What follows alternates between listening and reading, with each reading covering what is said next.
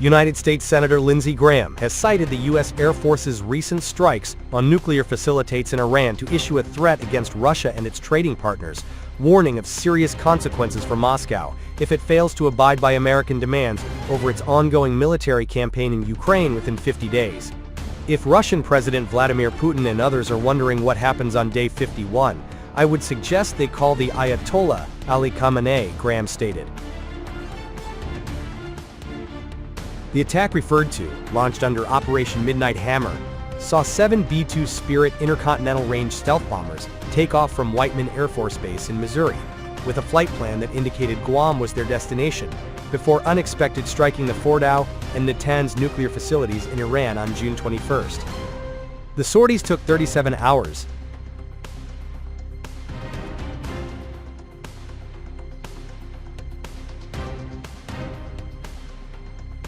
The bombers' ability to launch strikes on targets across the world with little to no warning from bases on the American mainland, while using their advanced stealth capabilities to evade radar detection, made them a potent threat when first introduced into service in the late 1990s.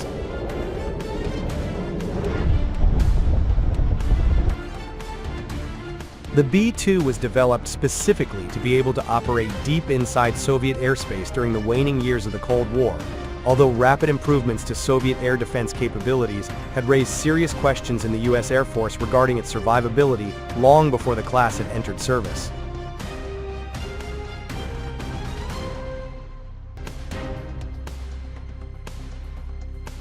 Although Russian air defense capabilities have advanced far more slowly than those of the USSR did, the age of the B-2's stealth design means it is not expected to be viable for attacks on well-defended targets.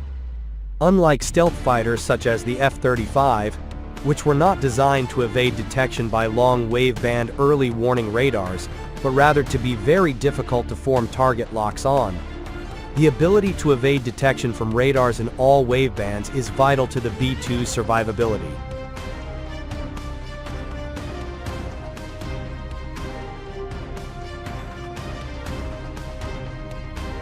The aircraft's low speed, lack of maneuverability, and the lack of options for fighter escorts on longer-range missions is otherwise expected to leave it highly vulnerable if detected.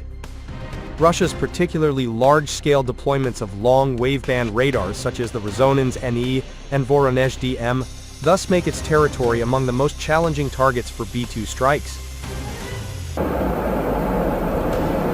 A significant factor in the favor of the B-2 fleet should a strike on Russia be launched is the vastness of Russia's 17 million square kilometer territory, which has left its air defense systems, fighters and interceptors thinly stretched.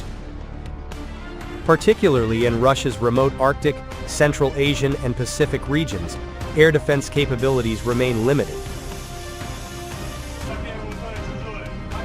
This situation worsened significantly both after deep cuts to the MiG-31 interceptor fleet defending these areas was made, and as 2 programs to develop a successor to the aircraft were terminated, and a third seriously delayed.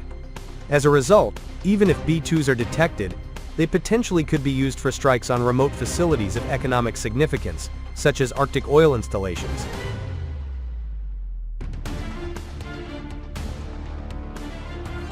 Should the Russian armed forces fail to anticipate the locations of the attacks, the services may struggle to meet the threat, particularly as the B-2's stealth capabilities will require the aircraft to be engaged at shorter ranges. Unlike Iran, Russia has invested heavily in its air defense capabilities, with the backbone of its network formed by the S-400 long-range system. This has recently been accompanied into service by the S-500 system, which is particularly well optimized for neutralizing large strategic aircraft like bombers, and has a 600 kilometers engagement range.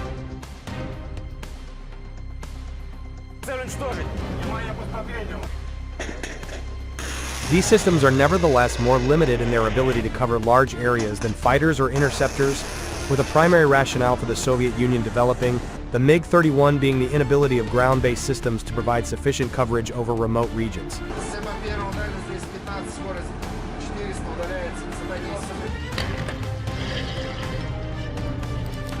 A successor to the MiG-31 is currently under development under the PAC-DP program, which is considered critical to defending Russia's Arctic and Central Asian territories, as the U.S. modernizes its strategic bomber capabilities with the introduction of the B-21 in the early 2030s.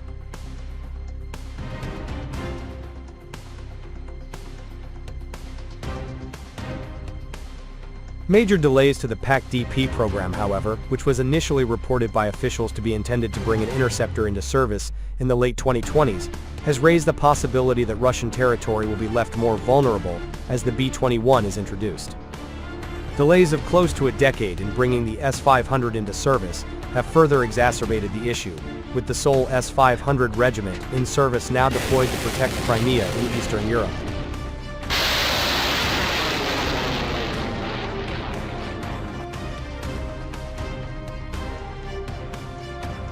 Although Russian air defense capabilities are far superior to those of Iran, the primary factor protecting the country for strikes by B-2s or other American assets are its far greater retaliatory capabilities.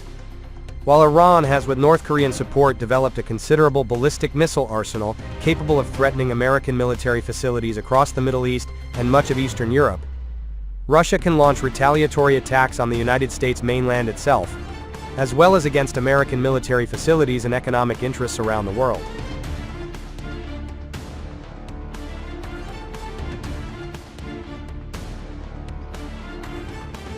Its means for doing so range from its large fleet of highly sophisticated nuclear-powered attack submarines to its small but fast-growing fleet of Tu-160M strategic bombers, both of which have sufficient range to launch cruise missile attacks on any target in the world. Thus, while B-2 strikes could, with considerable risk, potentially be used to attack strategic targets in more remote Russian regions, the high possibility of retaliation significantly reduced the viability of such attacks.